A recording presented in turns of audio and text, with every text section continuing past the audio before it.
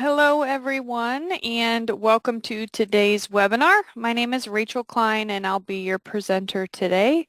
Today, we are talking about creating families and membership.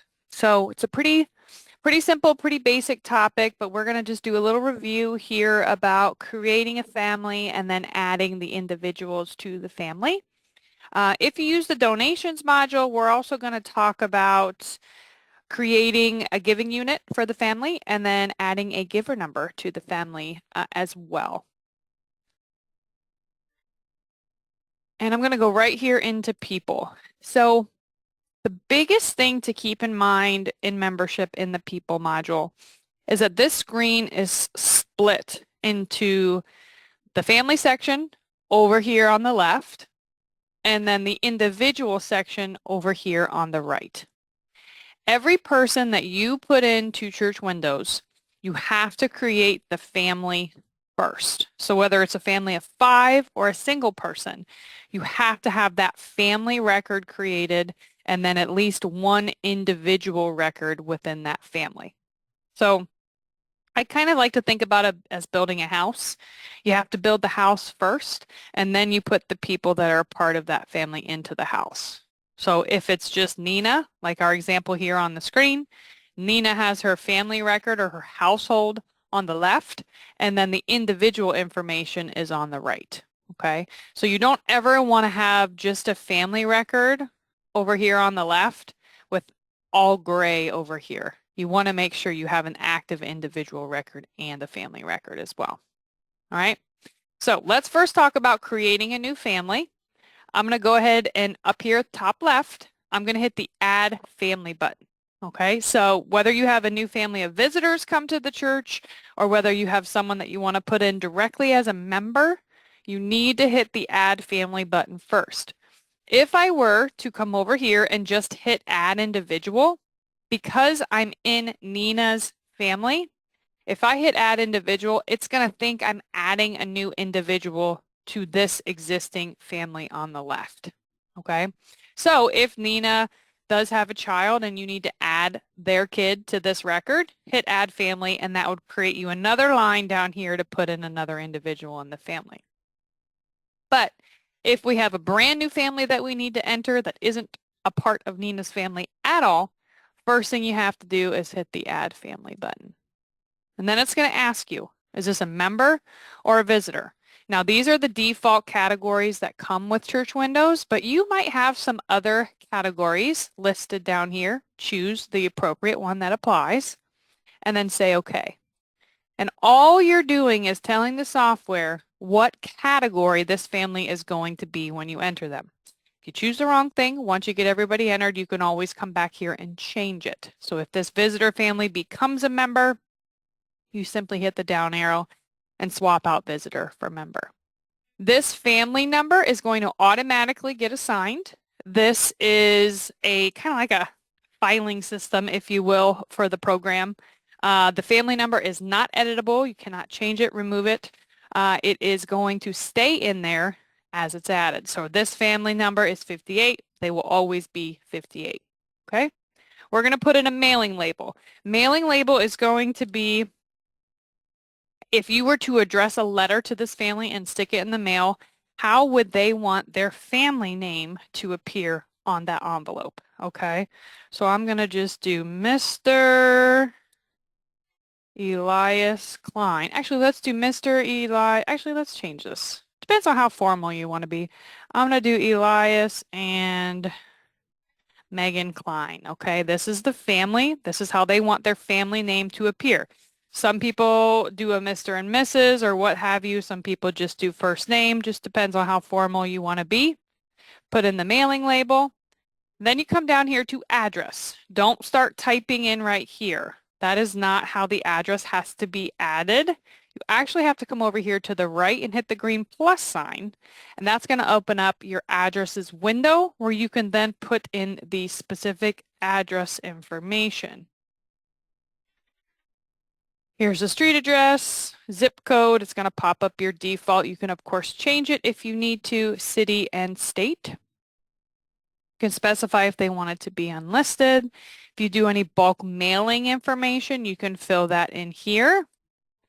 If they have an alternate address, say they have a house in Florida that they go to in the wintertime, you could put in the address here of that other home and then also the effective dates they're at that home. So for example, if they go to Florida in the winter, because we're here in Ohio, you could put in those effective dates of when they're in Florida, and then if they are pulled for a mailing, it will use the Florida date if it falls within the dates that you put in.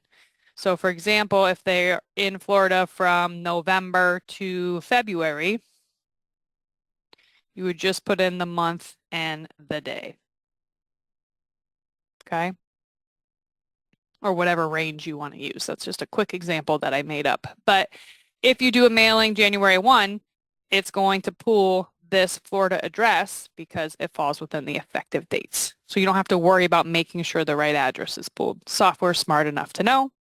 You can also specify here to be reoccurring. So if they do this every year, you can check that box and then it'll default. And you can have up to 3 alternate addresses if need be. Okay. Once you get their address in there, click OK. And then you're going to put their phone number in. That's going to pop in whatever their primary phone number is. A lot of people have cell phones these days. If that's the case, they don't have a home phone or a primary phone, you can get rid of that and not put anything in there. Okay. Family information tab. They have an alternate phone. You can put that in at the top. Mailing code. This is used a lot for like newsletters or church mailings when generating labels. You can fill in a mailing code here. Geographical area. Again, this is going to be for mailings and things like that. You can fill this in if you wish, or you can skip over it, not required. Over here on the right, you have comments. This is just an open comments field. You can type in absolutely anything you want in here.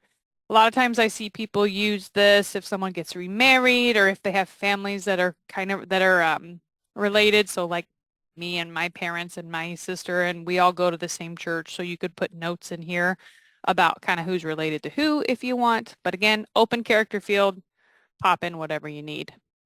Photo tab, if you want to do a pictorial directory, you can upload a family picture here. Other tab, this allows you to link children to different families. So if parents are divorced, you can have the child in dad's household and then link it over to mom's household so the kids will show up in both places. You also have this files and documents tab.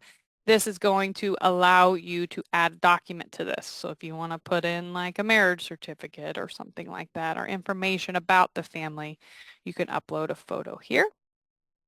And then to get back to the first tab, just find that first tab here. Okay. All right. So we built the house. Now we have to go in and we need to put in all the people that make up the family. So over here to the right, everything's gray. We need to hit add individual. And it's going to create our first person's line. And all these fields are going to become active, allowing us to fill in what we need. Oops. Pop that information in. If they go by their nickname, you can check that. Now we have all of these individual fields. These are customizable, so you might have different fields than what you're seeing here in my sample data. It's fine. The only field this program is going to, by default, require you to fill in is going to be this directory report order field. This tells the software who's who within the family. So we're going to say Eli is the primary person. We are going to set them to primary. These other fields, if you know them, of course, fill them in. If you don't know them at the time they start coming, that's fine. You can always come back and update it later. Once you have the information that you need, up at the top, click Save. Okay. Now this family's been established. Let's put in Eli's wife. So we're going to hit Add Individual. We're going to put in Megan. Middle name, if you know it. Directory report order, we're going to go ahead and put in a secondary. Now, if they have kids, same thing. You would come up here, you would add individual, but the directory report order for a child is going to be 3. If you have a couple that has two different last names, instead of doing a primary and a secondary, you would do a primary and a 4, which would be secondary, primary separately. What this will do is say you have someone with the last name of Smith and someone with the last name of Brown. If that's the case and you use the 1 and the 4 directory report order codes, they're going to show in the S's in the directory under Smith, and they're going to show in the B's for Brown. So it's helpful if somebody knows one person's last name but maybe not the other. You could find them in either place in the directory. Directory report order number 5. This was individuals separately. This would be used if you have like an adult child that lives at home but wants to be in their own section in the directory. You'd give them a 5. Or say they have like an elderly parent that moved back in with the family. You could give them a number 5 as well. They're part of the family when you look at them here in people, but when you go to run the directory, they will be their own entity or their own listing. So it just kind of depends on the different dynamics of the family. Okay. All right. So right now we have Eli and Megan put in here. If we look across the top, we do have a lot of other tabs. I'm going to go over these pretty quickly because I've done several detailed webinars on these different tabs. Groups and classes. This is where you can go in and assign Megan as a part of a different group or class. Group and classes have to be set up. Definitely have a webinar on that.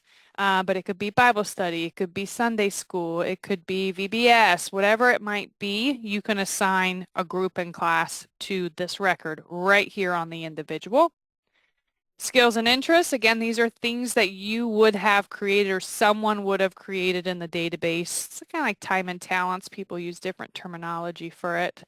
But different areas that people have interest in. So if you ever say, you know, we're doing a massive landscape job and we need help mulching, you could do a search for people who like to do gardening or like to do yard work, whatever it might be, and you could pull a list of those people. Addresses, phones, email. This is basically a digital Rolodex for this person. So any additional information that you have about contact information is going to be found here. So if Megan had an email, a secondary email, a cell phone, and alternate address, you would easily be able to see all of that contact information right here on this tab. Comments tab, family record has one. Individual has one as well. It's just an open character field. You can type in whatever you need to put in here. Photo field, individual photo. This is really nice to have headshots of people like for different committees and things like that. You could run, you know, a finance committee or a welcome team committee so people could have the pictures of what those people actually look like. Files and documents. If you want to add specific documents to this record, you can, whether it's birth certificate, confirmation, baptism, whatever, you can add that file and have them all stored here. Okay?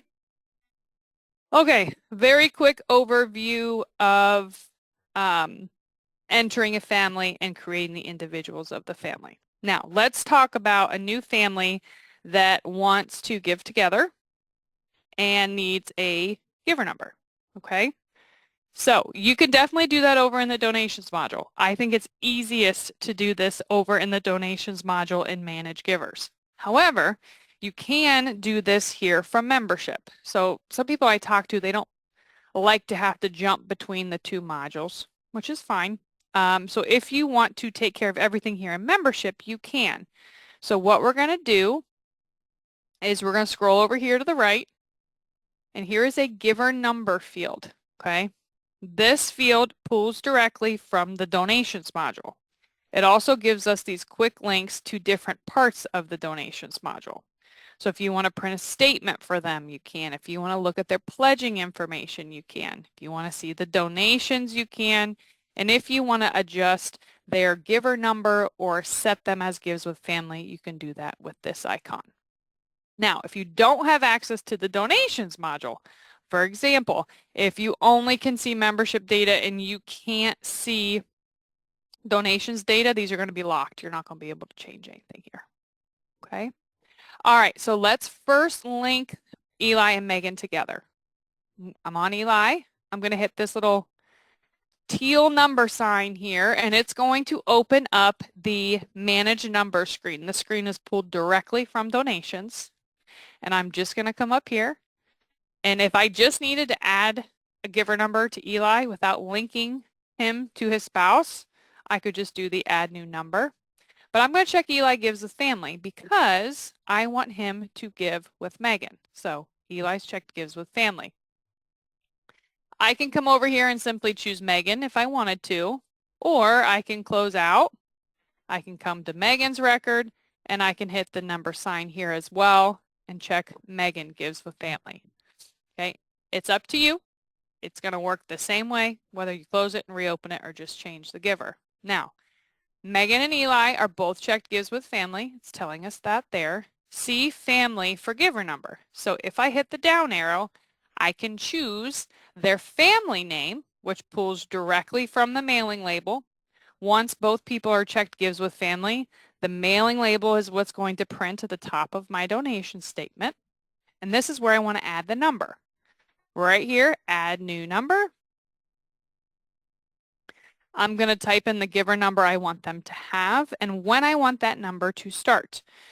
If the number's available, you can take it back to a previous date, or you can use today's date if you wish. It's up to you. And I'm going to say OK. And now it's going to assign this number to Eli and Megan, starting 1/1/25. So once I close out of this, when we're on Megan, you can see we have giver number here. And when I'm on Eli, same thing. You can see we have the giver number here as well. Okay. So creating families really isn't difficult. To me, it's not difficult. It's not hard. It's just a couple steps that you need to make sure you follow.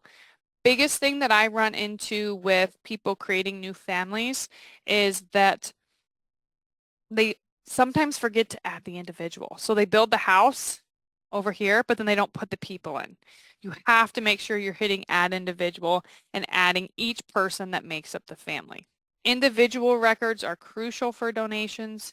You can't put donations in on a family. You have to put it in on the individual records themselves.